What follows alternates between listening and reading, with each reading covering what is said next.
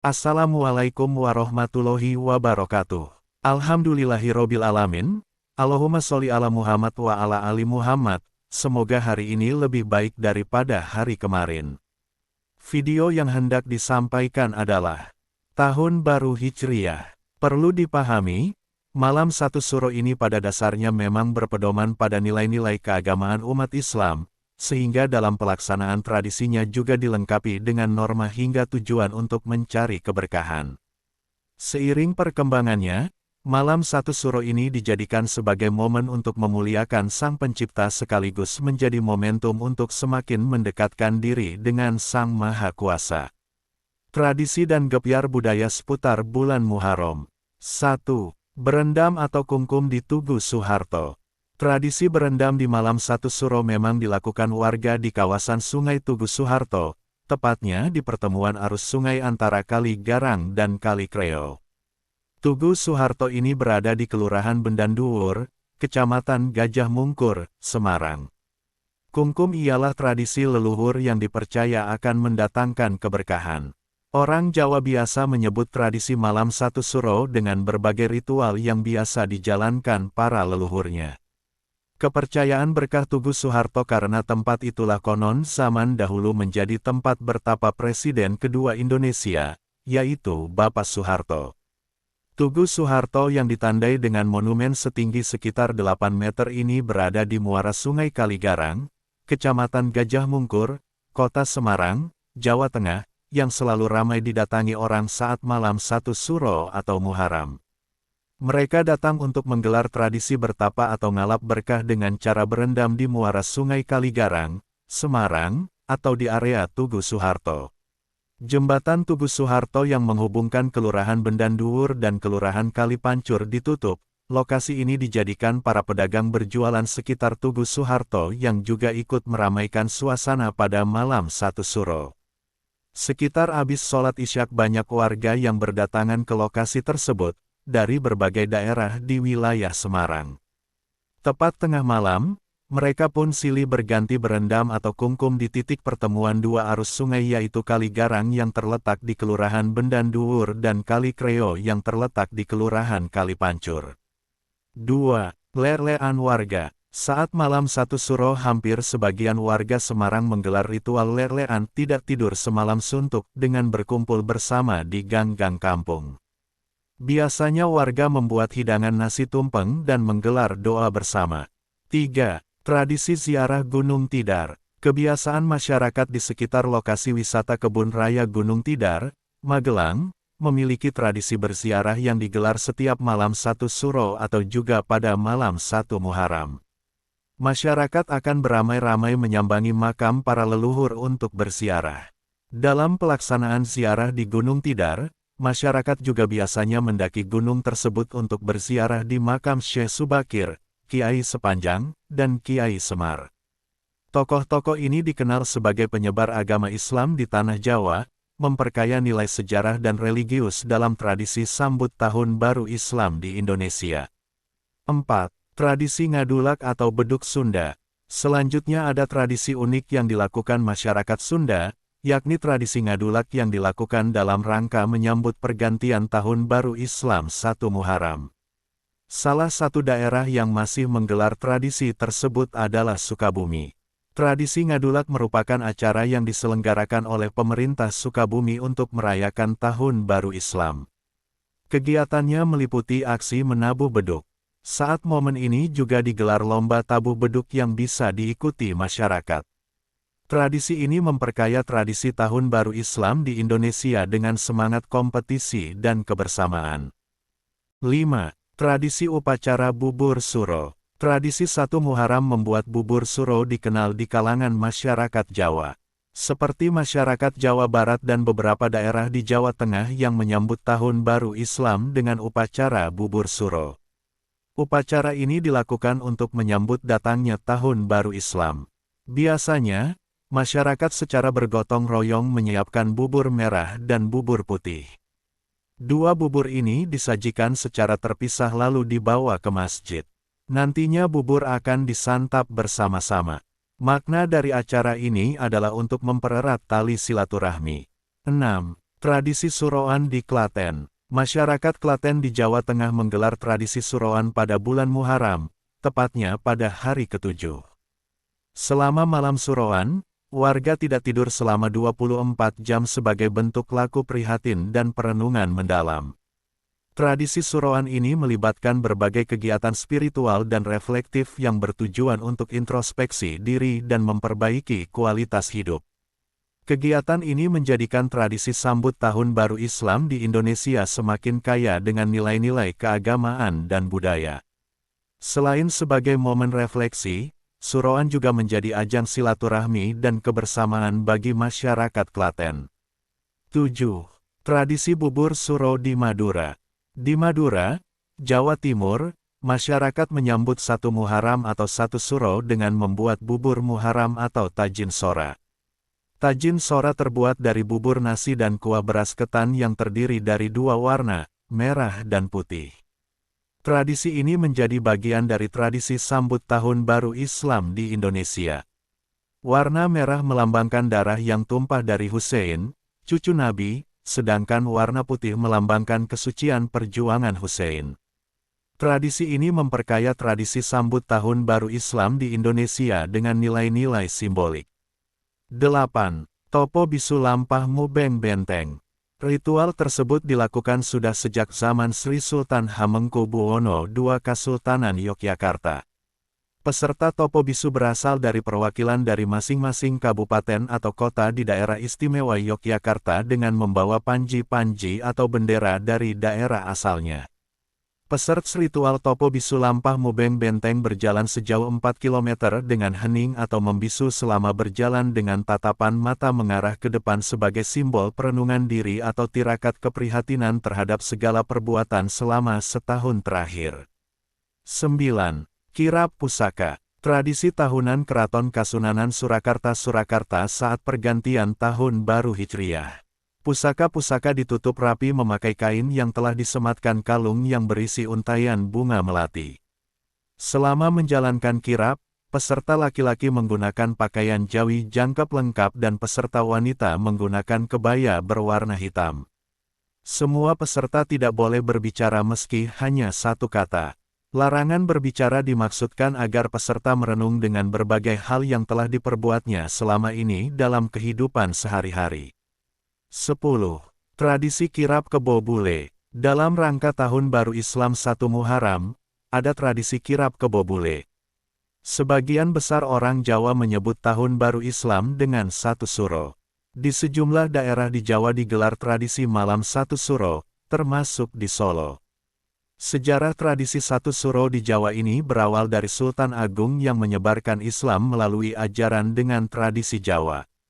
Di Keraton Surakarta, Solo, setiap malam 1 Suro digelar kirap kebo bule untuk menjaga pusaka milik Kiai Slamet. Tradisi ini juga kerap disebut kirap Muharram. Kebo bule di Keraton Surakarta merupakan hewan istimewa yang dijadikan pengawal atau cucuk lampah pada kirap malam 1 Suro. Kebo bule dipakai sebagai simbol kekuatan masyarakat Jawa yang mayoritas bekerja sebagai petani. Tak hanya kerbau putih, makna simbolis ini juga berlaku untuk kerbau pada umumnya. Tradisi kirap kebo bule juga menjadi simbol harapan agar masyarakat mendapat kemakmuran, keselamatan, dan kesejahteraan di tahun berikutnya. 11. Tradisi Pawai Obor 1 Muharram. Di berbagai daerah di Indonesia, pawai obor sering dilakukan untuk memeriahkan Tahun Baru Islam 1 Muharram. Masyarakat dari berbagai kalangan akan kompak mengenakan pakaian muslim sambil berpawai memegang obor. Kegiatan pawai obor sendiri dilakukan dengan keliling desa atau kampung untuk merayakan Tahun Baru Hijriah.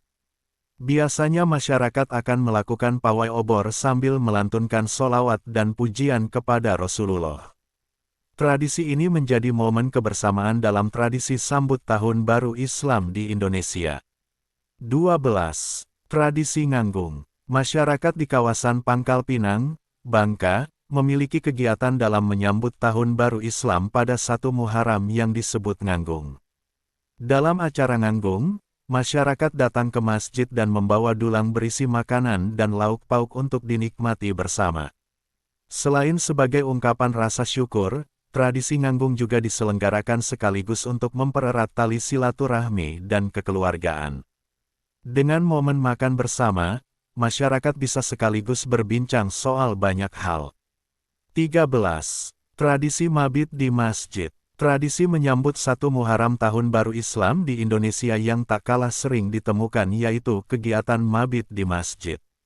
Mabit juga salah satu kegiatan rutin yang digelar masyarakat Jakarta saat menyambut Tahun Baru Islam pada 1 Muharram. Mabit merupakan singkatan dari Malam Bina Taqwa. Biasanya kegiatan ini diisi dengan ceramah agama dengan tujuan untuk melakukan refleksi diri selama berdiam di masjid. Masyarakat juga bisa memperbanyak ibadah saat di masjid seperti mendirikan sholat sunnah, sholat fardu berjamaah dan juga memperbanyak zikir.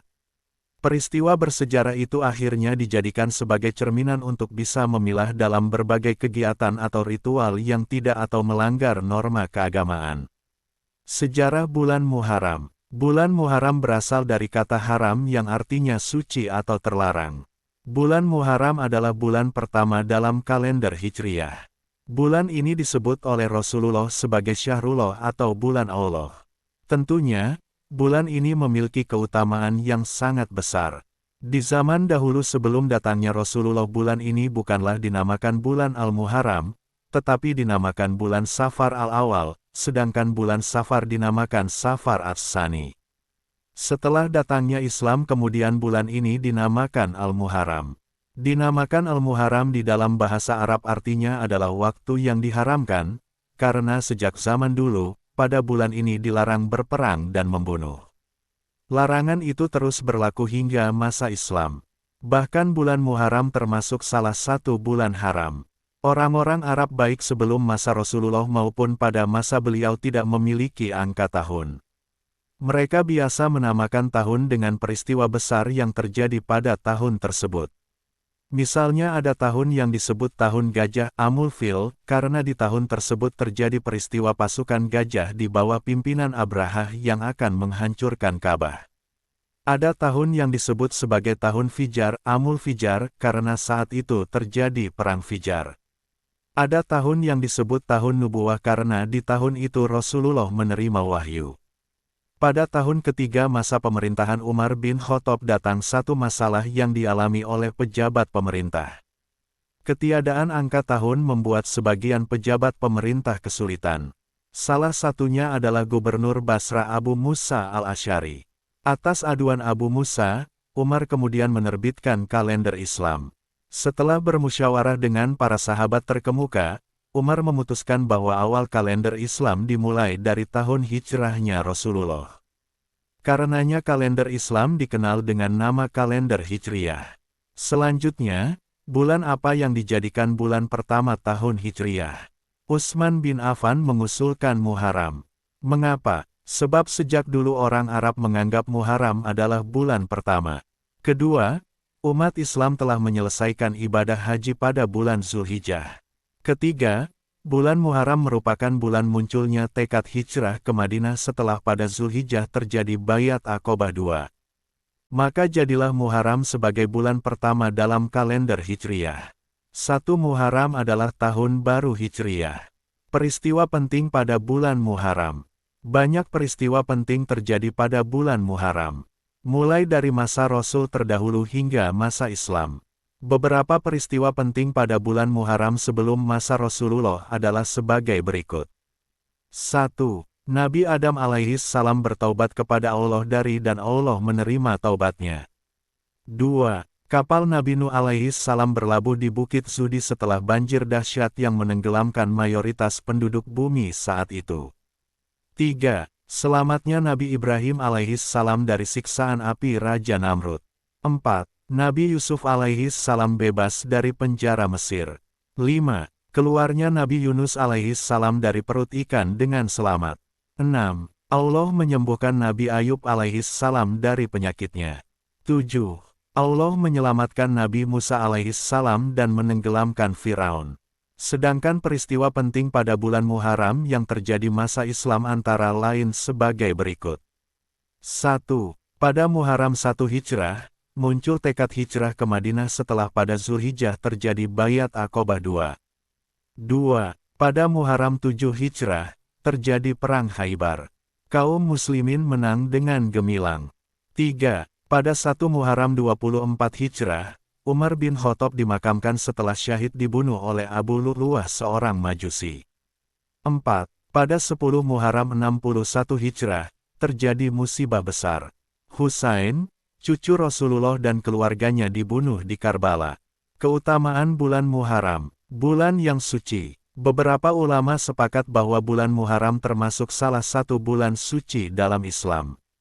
Hal ini termaktub dalam firman Allah yang menyebutkan 4 bulan suci dalam Islam yaitu, Quran Surat At-Taubah ayat 36. Artinya, sesungguhnya jumlah bulan menurut Allah ialah 12 bulan, sebagaimana dalam ketetapan Allah pada waktu Dia menciptakan langit dan bumi, di antaranya ada 4 bulan haram. Itulah ketetapan agama yang lurus, maka janganlah kamu menzalimi dirimu dalam bulan yang 4 itu, dan perangilah kaum musyrikin semuanya sebagaimana mereka pun memerangi kamu semuanya. Dan ketahuilah bahwa Allah beserta orang-orang yang takwa. Quran Surat At-Taubah ayat 36. Pada zaman dahulu, masyarakat Arab dilarang untuk berperang karena sucinya keempat bulan tersebut.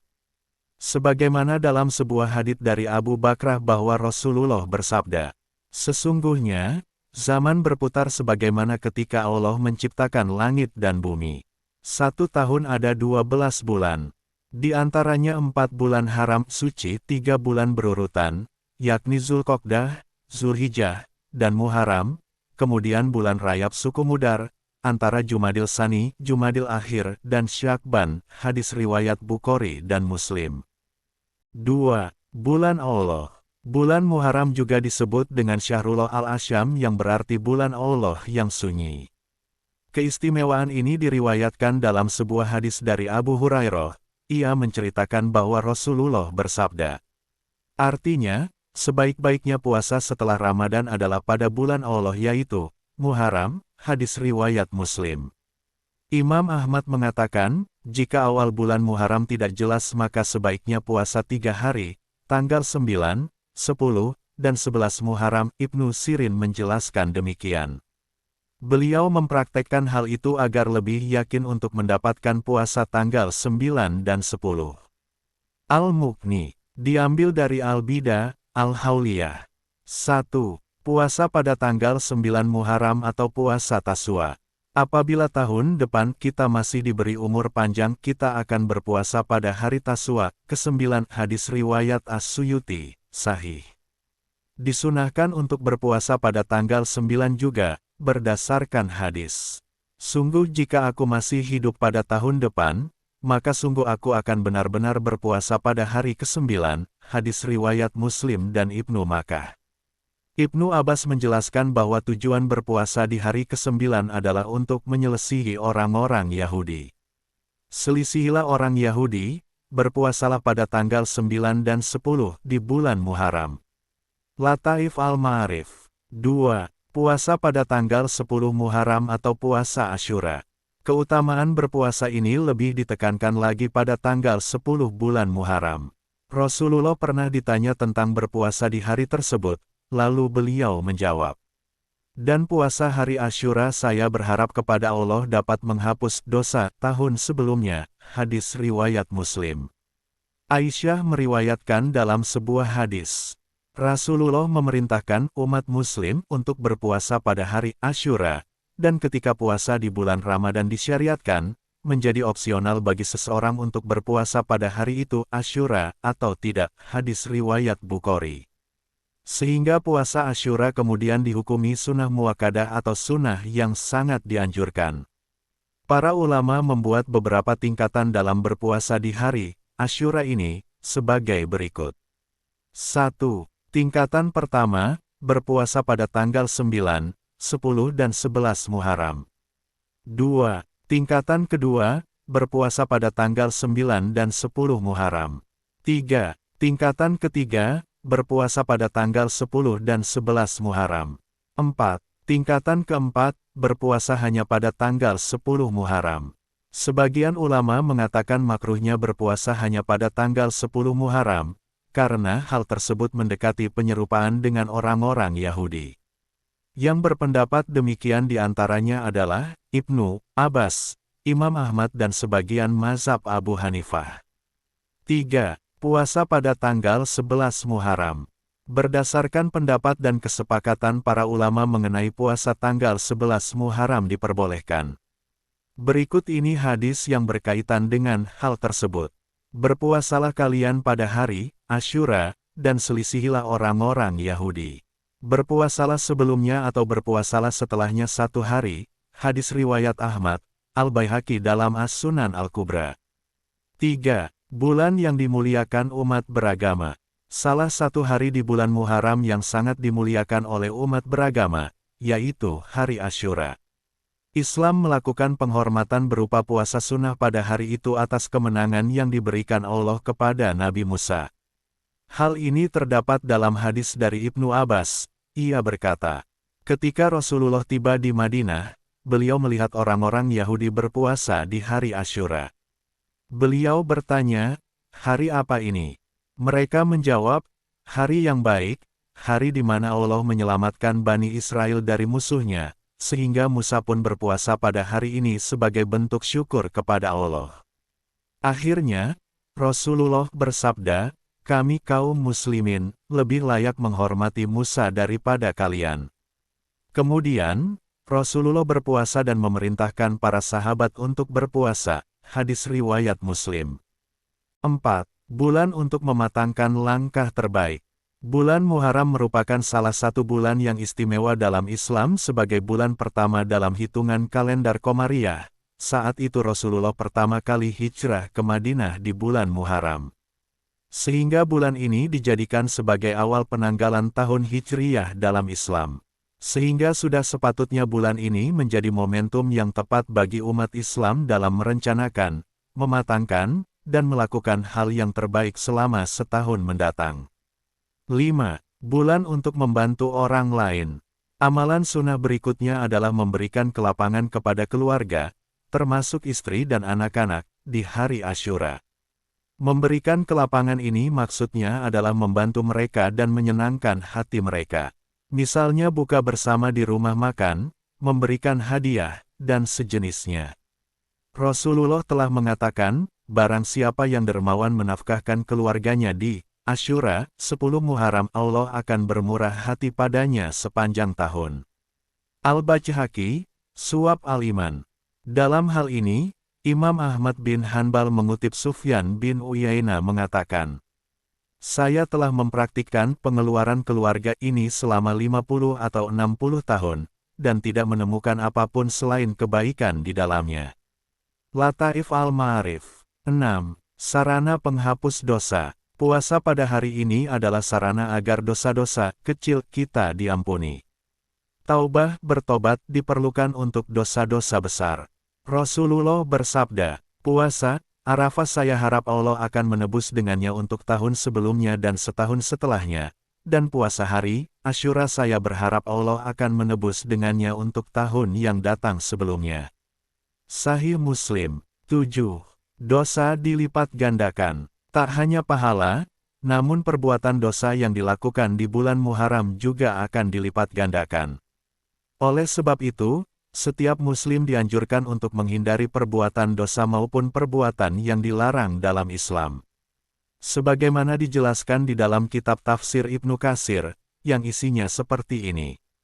Allah SWT mengkhususkan 4 bulan haram dari 12 bulan yang ada, bahkan menjadikannya mulia dan istimewa, juga melipat gandakan perbuatan dosa di samping melipat gandakan perbuatan baik. 8. Baik untuk menyantuni anak yatim. Siapa yang mengusapkan tangannya pada kepala anak yatim, di hari Asyura, tanggal 10 Muharram, maka Allah akan mengangkat derajatnya, dengan setiap helai rambut yang diusap 1 derajat. Saya dan orang yang menanggung hidup anak yatim seperti 2 jari ini ketika di surga. Beliau berisyarat dengan jari telunjuk dan jari tengah, dan beliau memisahkannya sedikit, hadis riwayat Bukhari. Sehingga sudah sepatutnya bulan ini menjadi momentum yang tepat bagi umat Islam dalam merencanakan, mematangkan, dan melakukan hal yang terbaik selama setahun mendatang. Sejalan dengan hal ini, Allah memberikan peluang keistimewaan tersebut untuk para hambanya, agar meningkatkan amal saleh, bersedekah, dan melakukan amalan-amalan yang dianjurkan, serta menghindarkan diri dari perkara maksiat. Wassalamualaikum warahmatullahi wabarakatuh.